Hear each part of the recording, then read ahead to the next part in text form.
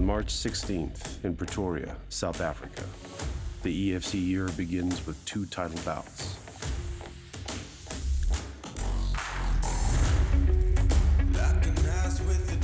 Fighting out of Birmingham, England's Joe Cummins makes his decision to turn from coach to combatant real when he faces the legendary South African, Martin the Punisher van Staden, for the EFC lightweight belt.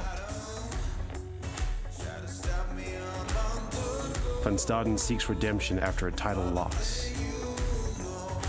Cummins seeks the highest accolade possible, a gift to his students. In the co-main event, the Mountain, Jared Vandera, returns to African shores, bringing the EFC heavyweight title with him. Waiting for him is the Congo's Ricky Micholas. Micholas sees the opportunity to bring the title back to his people, back to Africa. Vandera sees only another victim in his quest for world dominance. On March 16th, at Times Square, Pretoria, 4 men enter the hexagon, all motivated by a lifetime of struggle and triumph. For each, victory is a necessity. This is the countdown to EFC 77. Van Staden versus Cummins for the lightweight title. Vandera versus Micholas for the heavyweight title.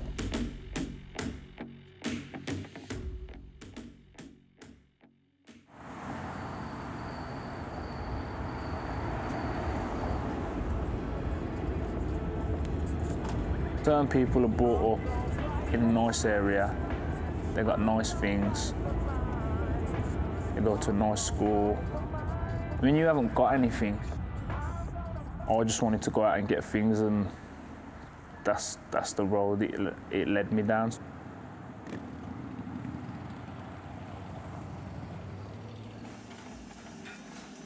My crime life would be just fighting, collecting debts. I was a doorman since I was like 16.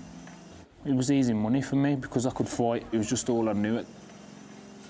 Because you was a doorman and you had a name, it kind of led you down and collecting debts and stuff like that. If you owe somebody £50,000 or £100,000 or a tenner, you owe them that money. There'll be probably a lot of people that are shocked that I have been to jail. When I left school, I was a qualified nursery nurse because I love kids. Loads of things it's learnt me. It just made me come out and establish a certain path that I was going to go on. It just made me realise that I didn't really want to be wasting my time.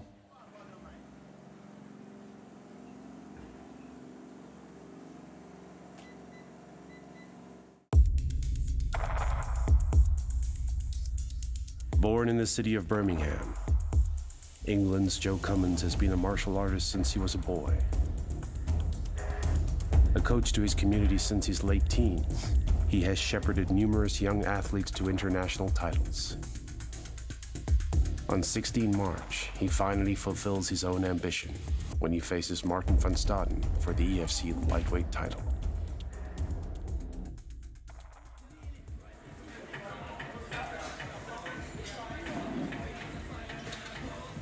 When I was about 15, 16, I used to work at the door of a place called Dudley.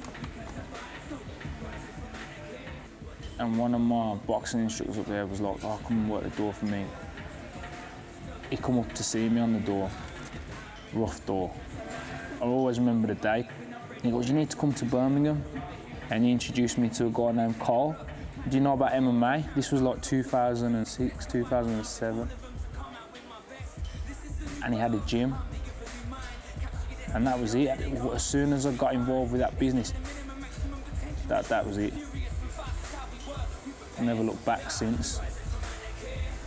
And the main thing for me was I liked it. I like people. I like teaching people, and I like helping people. Cummins has appeared in the EFC hexagon on 5 occasions. He has made a habit of winning by any means necessary. His patient rise through the ranks places him at the forefront of the division. With the belt currently vacant, the title is within his grasp.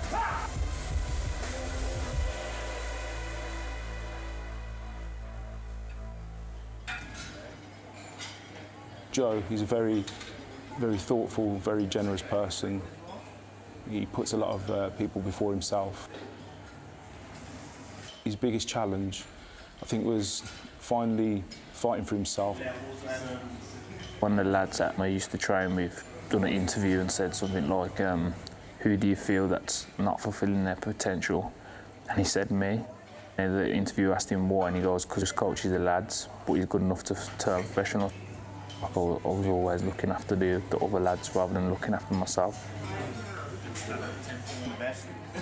We see Martin as the most dangerous guy in the division, and that's why we want the challenge.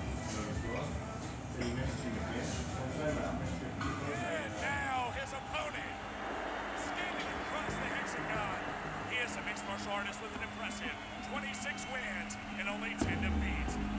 I give you the reigning, undisputed EFC lightweight champion of the world, Martin the Punisher Staden. Welterweight, I didn't get it. Twice. I lost a split decision, I got submitted. Then lightweight, I won it.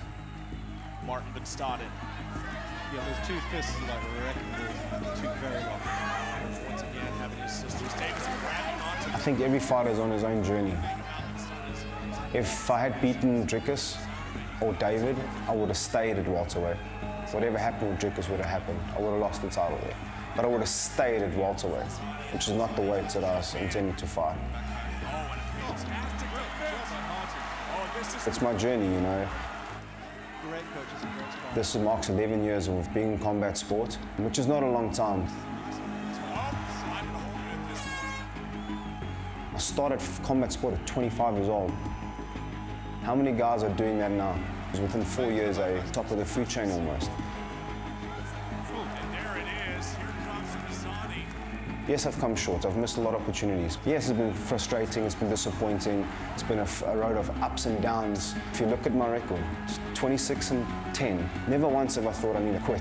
I've always got back on the horse and I kept grinding. I'm getting there, I'm learning. When I get there, I'll get there. It's just the journey, this is my journey. 10 seconds left. Choking, is he going to get the anaconda in good? Oh, And he does. oh my goodness. And now we What go a to fight. the judges' scorecards. EFC lightweight champion of the world. Yeah, look, Dave won the MMA battle, we'll call it, but I won the fight. Martin, how did the fight go for you? Were you not happy with the decision? What are your thoughts right now? Martin van Staden stands in the pantheon of the greatest men and women to have graced the EFC hexagon. Despite only having held an EFC title once, the name of the Punisher is known across the world.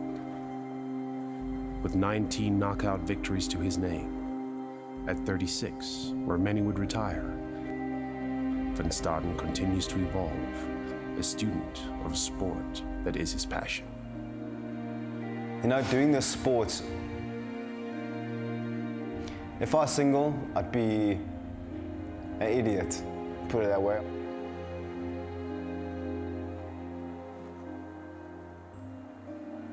You know, my wife's very structured, very organized.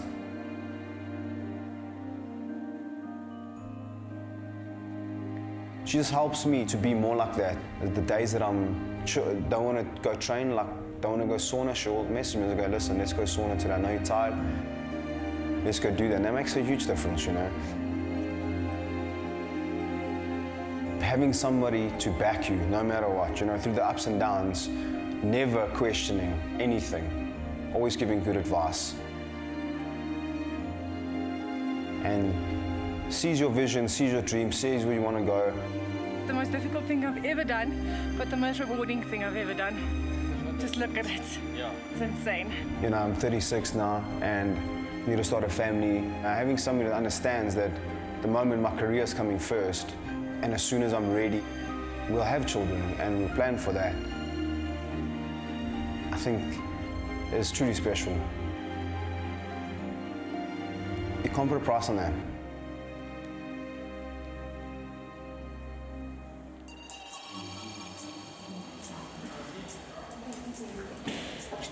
Specific things that I did wrong in the day fight. I got stuck on the cage, weren't active enough, and my overhooks weren't heavy enough. Didn't want to wrestle him, I don't know why. I set out to fight him, stuff his takedowns. That was a game plan. Stuff his takedowns and knock him out. I said it to my wife, I said, I've become domesticated. When I started, I was a thug. I tried to beat people up quickly and as violently as possible. I want to knock your head off your shoulder. I had bad intent. I think with my last couple fights, even though it's worked, knocking out 3 guys in a row, lightweight division, become domesticated. I want to play the pitter-patter, 1-for-1, catch you, outsmart you. The day fight, terrible. I'm angry. I was just there. I was not active enough. Cummins is a different fighter. Yes, he's going to shoot on me. Guaranteed he's going to shoot on me. But I want to make sure that if he shoots on me, I'm wrestling him and he's not wrestling me. I want to make sure that when I land, I'm landing clean and hard. I want to make sure that I come out super aggressive and finish this guy.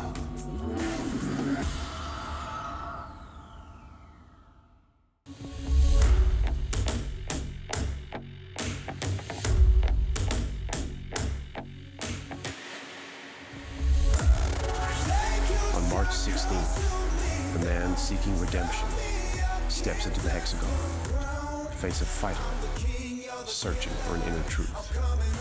Cummins can expect me to come out very hard. I'm coming to put pressure on him. I'm coming to cut him up. I'm going to hurt him. I don't know where it's going to end. I don't know what's going to happen. All I know is I'll be standing there with a belt. Both step into the unknown, each bringing the same unanswered question. Here, do I belong? I will be retaking my EFC title by any means necessary.